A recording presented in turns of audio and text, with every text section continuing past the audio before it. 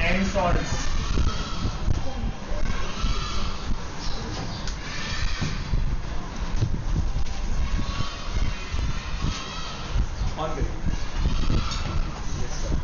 Acids, basis and salt, second number का chapter जो है उसके इंपॉर्टेंट क्वेश्चन अपन डिस्कस कर रहे हैं। पहला क्वेश्चन है what is the aqua regia. Hindi में अगर बोले तो इसको अम्लराज कहते हैं, अम्लराज। अब एक्वारेजिया किसे कहते हैं? कॉन्सेंट्रेटेड, परीक्षा बोर्ड में वहां H2S4 लिखा हुआ है तो H2S4 नहीं लेते एक्वारेजिया बनाते समय। कॉन्सेंट्रेटेड HCl और कॉन्सेंट्रेटेड HNO3 नाइट्रिक एसिड, दोनों को 3:1 रेशो में मिलाएं तो दो जो एसिड मिलेगा उसको एक्वारेजिया कहते हैं, अम्लों का राजा अम्लराज कहते हैं। The mixture of concentrated HCl and concentrated HNO3 in the 3:1 is called aquaresia। Amalraj क्यों कहते बताता हूं मैं आपको। ये आसानी से सोना, चांदी, प्लेटिनम को अपने अंदर आसानी से डिसॉल्व कर लेता है। एक्वारेजिया आसानी से क्या कर लेता है? डिसॉल्व कर लेता है, बहुत easily.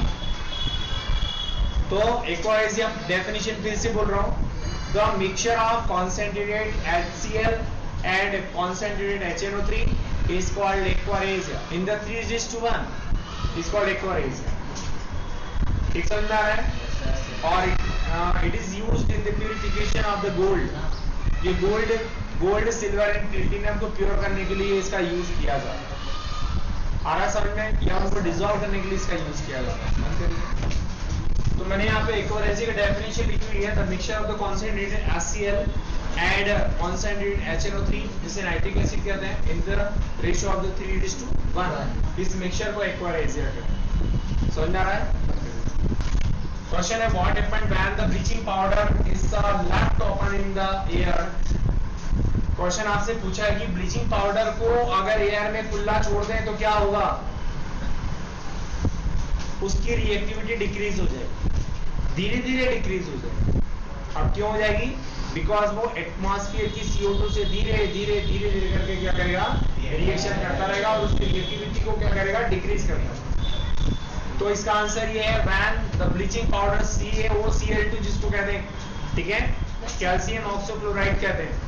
When the bleaching powder is left या kept in the open air then its reactivity gradually decreases due to the reaction of the carbon dioxide of the atmosphere।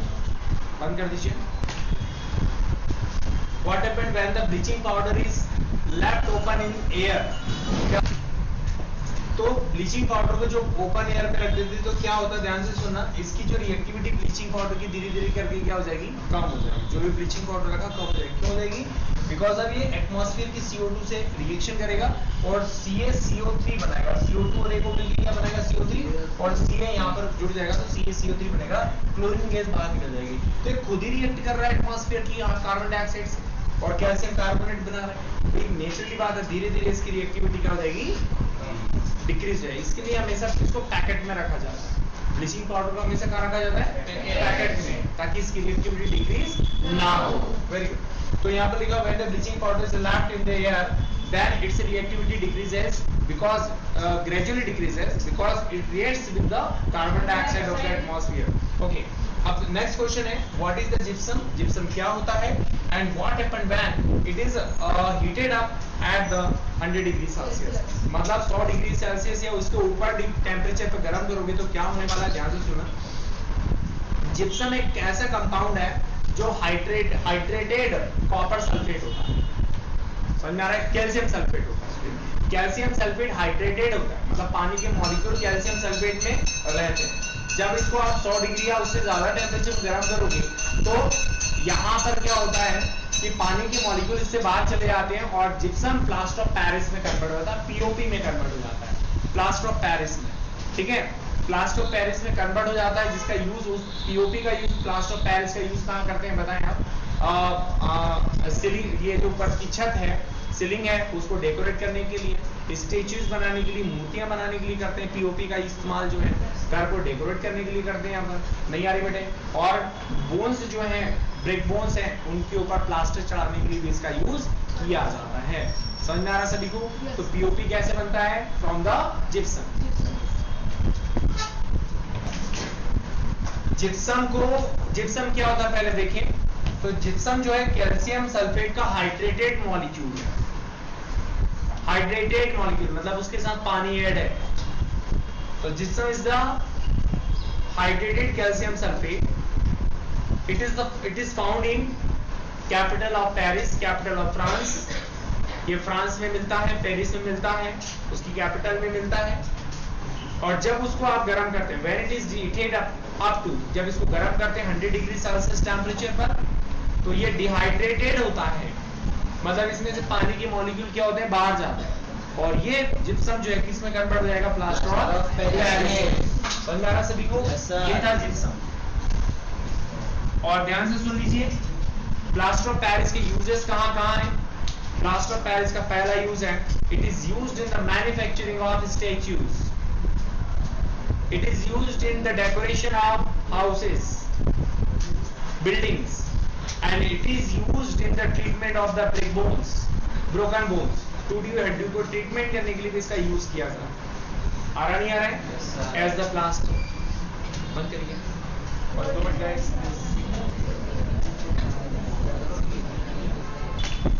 देखिए, gypsum is the hydrated calcium sulphate. Hydrated इसलिए बोला क्योंकि इसके साथ में calcium sulphate के साथ में पानी है। अब इसके बाद में it is found in the capital of the Paris, Paris की कैपिटल में मिलता है ये। And when it is heated up to 100 degree Celsius temperature, then it gives a plaster of Paris, POP देता है। प्लास्टर ऑफ पेरिस के uses जो हैं, सबसे पहला यूज है it is used in the manufacturing of the statues. Statue बनाने में इसका यूज करते हैं। And it is used in the decoration of the houses. अंदर पीओपी की छत बनती है डेकोरेट करने के लिए। And it is also used in the treatment of the broken bones. ठीक है, टूटी हुई हड्डियों का ट्रीटमेंट करने के लिए इसका यूज किया जाता है एज द प्लास्टर लगा देते हैं। समझ में आ रहा सभी को? चलिए बंद कर दीजिए। नेक्स्ट क्वेश्चन रहेगा हमारे पास, what is the washing soda and write its 2 properties and write its 2 uses. Washing soda क्या होता है? सोडियम कार्बोनेट होता है, हाइड्रेटेड सोडियम कार्बोनेट। इसमें पानी के कितने मॉलिक्यूल्स होते हैं? टोटल 10।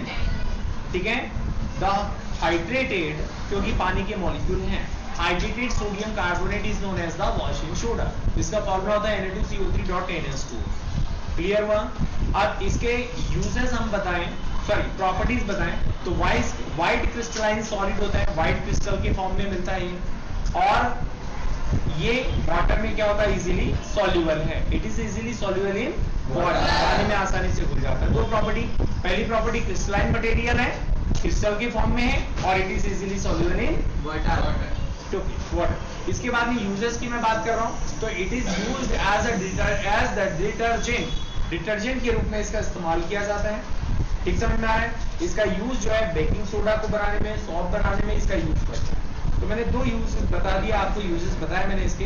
पहला तो it is used as the detergent and it is used in the manufacturing of the baking soda and soap. साबुन को बनाने में, बेकिंग सोडा बनाने में इसका यूज किया जाता है। अभी भी नहीं बेटे समझना। चलिए बात करिए। देखिए वॉशिंग सोडा क्या होता है? क्रिस्टलाइन सॉलिड मटेरियल है और इसके अंदर वाटर के 10 मॉलिक्यूल होते हैं। तो it is the white crystalline solid with the 10 molecules of water. और इसका केमिकल फॉर्मूला होता है Na2CO3.NS2। और इसका यूजेस जो है, इसकी प्रॉपर्टी होती है कि व्हाइट क्रिस्टलाइन सॉलिड है और ये it is dissolved in water, it is easily soluble in water बोल सकते हैं डिसॉल्व की जगह। It is easily soluble in water and it is used in, uses की बात करें, it is used in as the detergent के रूप में इसका इस्तेमाल किया जाता है, डिटर्जेंट की तरह। और it is used in the manufacturing of shop and caustic soda. साबुन और कॉस्टिक सोडा बनाने में इसका यूज किया जाता है। What is the slag line? How will you obtain? आप कैसे प्राप्त करोगे? तो समझिए ध्यान से, लाइमस्टोन का फॉर्मूला होता है calcium carbonate. And when the calcium carbonate limestone is heated, then it gives a calcium oxide crystalline figure. and when the quicklime is added into the water then it gives a slackline calcium hydroxide देगा। मतलब चूने के पत्थर से calcium carbonate से आप बनाओगे quicklime बनाओगे और क्विकलाइम को पानी में डालोगे तब जाके स्लेट लाइम बनेगा। आ रहा समझ में? और बहुत सारी हीट एनर्जी रिलीज होगी। रिएक्शन लिख रहा हूं। स्लेट लाइन क्या होता है, किस तरीके से प्राप्त करते हैं, तो आपको मैंने बताया सबसे पहले जो इधर देखिए आप यहाँ पे लाइमस्टोन है उसको आप हीट कर रहे हो तो ये क्या दे रहा है आपको, क्विकलाइम दे रहा है। बिना बुझा चूना बोल सकते हैं हिंदी में आप इसको, क्योंकि इसमें हाँ जब ये पानी में जब जाएगा तो ये बहुत सारी हीट एनर्जी रिलीज करेगा और ऐसा लगता है खुद बुझ गया है हीट एनर्जी को रिलीज करने के बाद में।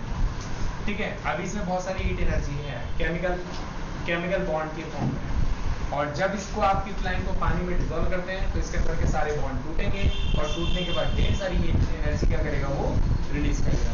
बहुत सारी हीट एनर्जी, पानी बहुत गर्म हो जाएगा, बॉइल भी हो सकता है, और ये दोनों की रिएक्शन से कंपाउंड बनेगा कैल्शियम हाइड्रोक्साइड, जिसको स्लाइम लाइम कहते हैं, बुझा हुआ चूना भी बोल सकते हैं।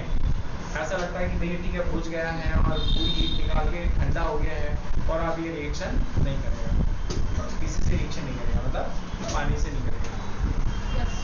तो स्लेट लाइन कब प्राप्त होगा, when the limestone is heated then it gives a calcium oxide quicklime and that quicklime is added into the water then it gives a slate line calcium hydroxide and heat energy is released। ठीक है भैया, इसकी theory यहाँ पर लिखनी है, ये reaction यहाँ पर